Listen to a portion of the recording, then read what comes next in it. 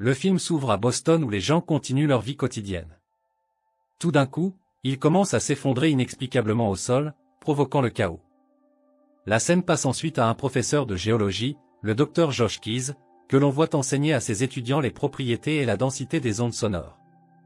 La classe est interrompue par des représentants du gouvernement qui demandent à Josh de les accompagner. Venez avec nous, il l'escorte dans une installation secrète à Washington DC où il rencontre son ami scientifique Konrad Zimski, qui a également été amené ici pour une discussion cruciale entre eux. Ils sont conduits dans une immense pièce remplie d'individus décédés, ce qui leur fait d'abord penser qu'ils sont au mauvais endroit. Puis, ils sont accueillis par un général de l'armée Purcell qui les informe de morts mystérieuses simultanées et sollicite leur expertise. Josh, en tant que géophysicien, spécule que les gens sont morts d'une puissante impulsion électromagnétique car ils ont tous un stimulateur cardiaque implanté dans leur corps. Le général est soulagé que ce ne soit pas un acte de guerre, il rejette donc l'affaire. Josh et Konrad suggèrent qu'ils approfondissent la question en citant la gravité de la situation, mais le général sans visage s'éloigne. Sortez d'ici, les nerds. Plus tard dans la journée, un autre incident étrange se produit à Trafalgar Square à Londres où des centaines d'oiseaux deviennent incontrôlables et entrent en collision avec des bâtiments ainsi que des personnes, créant des ravages. Lorsque Josh entend la nouvelle, il relie les deux événements et conclut finalement que ces incidents se produisent en raison des variations du champ électromagnétique terrestre. Cette variation a également son effet sur une navette spatiale américaine qui revient vers la Terre. Leur communication avec le centre de contrôle est perturbée pendant quelques instants, et le vaisseau spatial déraille à plusieurs kilomètres de la route de Los Angeles avec seulement quelques minutes pour atterrir. Le pilote-major Rebecca propose un plan immédiat pour s'écraser dans une rivière sans alternative. Ils poursuivent ce plan et parviennent à le faire avec un peu de mal à la navette, évitant un accident catastrophique. Après avoir analysé minutieusement les événements, Josh arrive à une conclusion troublante. Le noyau en fusion en rotation de la Terre s'arrête progressivement sans son mouvement. Le champ électromagnétique autour de la Terre s'effondrera en quelques mois et exposera finalement la surface au rayonnement solaire non filtré, incinérant la planète entière. Josh partage à la hâte ses découvertes avec Konrad, qui est également sous le choc de sentir la gravité de la situation. Les hauts responsables du gouvernement ont organisé une réunion et ont convoqué Josh pour qu'il développe ses découvertes. Josh décompose le scénario en termes simples, aka pour les idiots, soulignant ses terribles implications. Lorsqu'il est interrogé sur une solution, il affirme qu'il est impossible de résoudre ce problème car le noyau interne est entouré d'un hyperfluide surchauffé de fer et de nickel en fusion à 9000 degrés Fahrenheit, 2000 miles de profondeur et 1000 miles d'épaisseur, et les humains les plus profonds ont parcouru 7 miles. Mais Konrad semble connaître quelqu'un qui peut trouver un moyen. Konrad emmène Josh, le général Purcell et un expert en armes, LC, à Salt Flat Utah pour rencontrer son ancien collègue, le Dr Ed Brazelton. Il s'avère que Konrad avait volé quelques idées de recherche de lui dans le passé qui ont conduit à une dispute entre les deux. Peu importe. Ed accepte de travailler à nouveau avec lui si cela signifie sauver la Terre. Il démontre ensuite ses moyens de forage à travers la Terre à grande vitesse en utilisant une série de hautes vitesses alimentées par des lasers. Il leur montre également de l'unobtainium, un matériau capable de résister aux immenses pressions au plus profond de la planète, de générer de l'énergie à partir d'eux et d'exciter les avatars. Après avoir vu tout cela, le général Purcell lui dit de transformer son prototype en un véritable vaisseau spatial dans les 3 mois. Et pour cela, il propose de lui fournir toutes les ressources dont il a besoin. Dès le lendemain, le travail commence à un rythme rapide. Les pilotes de la NASA, le commandant Richard Iverson et la major Rebecca Shield, sont enrôlés pour piloter le vaisseau spatial. En plus de cela, un pirate informatique expert, Theodore Donald Finch, est engagé pour garder les nouvelles de la catastrophe imminente et de leur tentative de redémarrer le cœur hors d'Internet. Twitter ne peut pas gérer ce garçon. Cette équipe hautement professionnelle est dirigée par Josh. Finalement, le navire devient un navire en forme de serpent nommé Virgile. Il est composé de plusieurs compartiments et sera lancé au-dessus de la fosse des Mariannes dans l'océan Pacifique, le point le plus profond de la Terre. Si un compartiment du navire est endommagé, le système d'exploitation l'éjectera automatiquement pour éviter tout risque pour le reste du navire. Une fois arrivés à destination, ils déploieront une charge explosive suffisamment grande pour redémarrer son noyau. Un jour, l'équipe remarque un énorme orage de foudre dans le ciel. Après l'avoir vérifié sur son système, il réalise que Rome est sa cible imminente. Ayant eu la chance de réagir, l'orage entraîne de multiples explosions conduisant à l'effondrement de bâtiments et à la ruine ultime de la ville entière, ainsi qu'à la mort de Mario. Cet incident fait comprendre à l'équipage que la planète se décompose plus rapidement que prévu, et qu'ils n'ont pas assez de temps pour la phase de test. Par conséquent, ils se préparent à lancer le Virgile tout de suite avec 6 membres d'équipage à bord, Josh, Iverson, Rebecca, Conrad et Elsie. Après avoir tout préparé, le vaisseau spatial est lancé avec succès à travers la fosse Marianne, où il plonge à une vitesse si élevée qu'il parcourt 500 km en quelques minutes seulement. L'équipe est soulagée que leur équipement fonctionne comme prévu lorsque, après plusieurs heures de leur voyage, ils pénètrent dans la croûte terrestre et se dirigent vers le manteau semi-solide. Alors qu'ils traversent le manteau, l'équipage observe des taches sombres particulières devant eux. Josh interprète ces taches comme des zones vides, expliquant que les machines ne sont pas programmées pour reconnaître un tel vide. Avant de pouvoir modifier leur cap, le navire perce une gigantesque structure de géode vide, atterrissant en catastrophe et endommageant son dispositif de forage laser. Heureusement, personne n'est blessé, mais un cristal géant se loge dans leur navire, l'empêchant de bouger.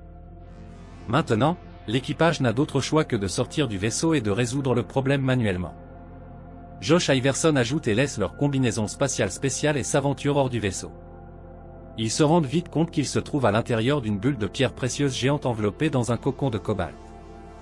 Malgré l'environnement intrigant qu'ils ne connaissent pas, n'ayant pas assez de temps pour explorer la zone, ils procèdent au processus de réparation du navire. Iverson commence à couper le cristal géant coincé dans leur navire pendant que le reste d'entre eux inspecte d'autres endroits endommagés pendant les réparations. La géode est inondée de magma, et les cristaux commencent à tomber vers eux dans un laps de temps très limité. L'équipage parvient d'une manière ou d'une autre à réparer le vaisseau spatial, mais avant de pouvoir battre en retraite, un éclat tombe, frappe la tête d'Iverson, le faisant tomber dans le magma et mourir. Malgré cette perte déchirante, l'équipage n'a pas le temps de faire le deuil, alors il se précipite dans le navire et s'échappe de la scène juste avant que la géode ne s'effondre plus bas. Virgile traverse un vaste champ d'énormes formations de diamants. Bien que Rebecca parvienne à esquiver quelques formations, l'une d'elles pénètre dans le dernier compartiment du navire abritant les minuteries de détonation pour les charges nucléaires. Même s'il sait que le compartiment endommagé sera bientôt éjecté du navire principal, Elsie entre à l'intérieur pour rassembler les charges nucléaires cruciales.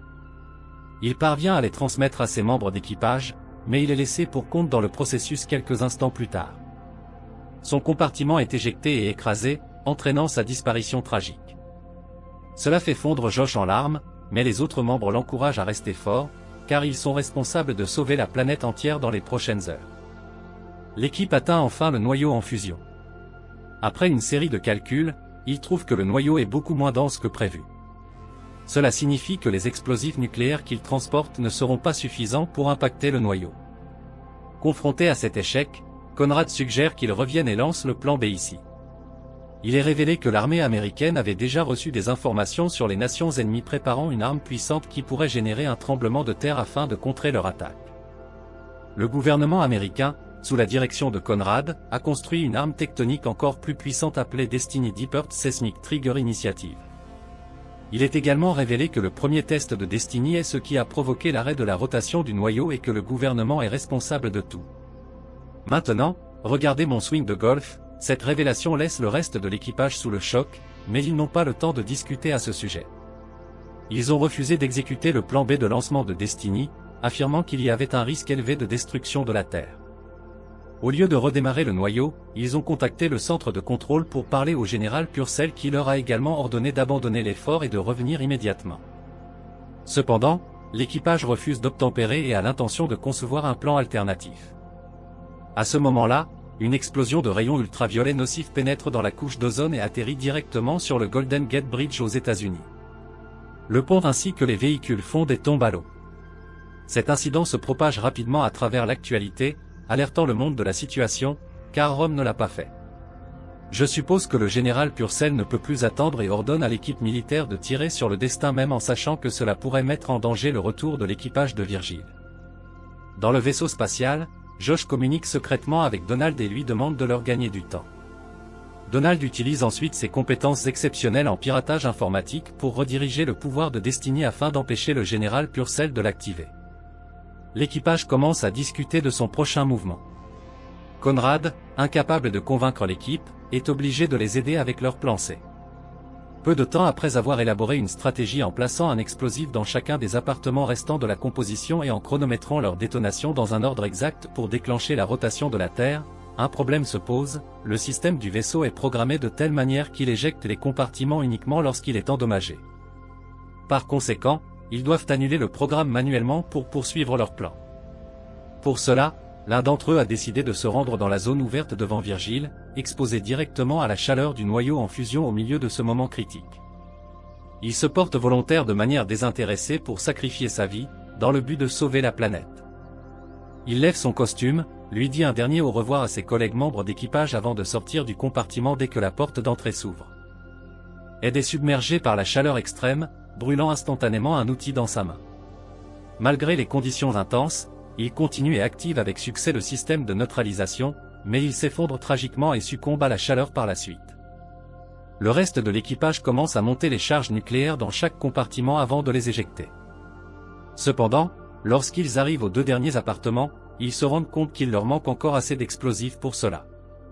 Avant de pouvoir proposer une solution, le vaisseau spatial subit un énorme choc, piégeant Conrad et déjouant le système de communication.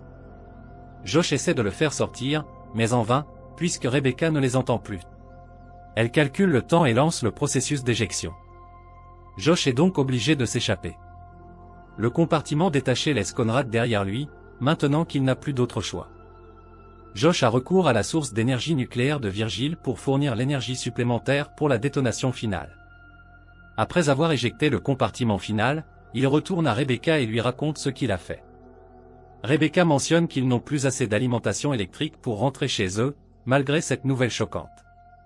Rebecca respecte sa décision et le réconforte en lui disant qu'elle aurait fait le même choix. En attendant leur sort, une idée vient à l'esprit de Josh, car Virgile est composé d'unobtainium capable de générer de l'énergie à partir de chaleur et de pression. Avec cette réalisation, le duo procède instantanément à la reconfiguration du couvercle en V en panneau solaire, lui permettant d'absorber toute la chaleur dont il a besoin. À leur grande surprise, le navire retrouve sa puissance et active ses systèmes peu de temps après le détachement. Les compartiments commencent à exploser les uns après les autres, créant un effet d'entraînement qui redémarre finalement la rotation du noyau.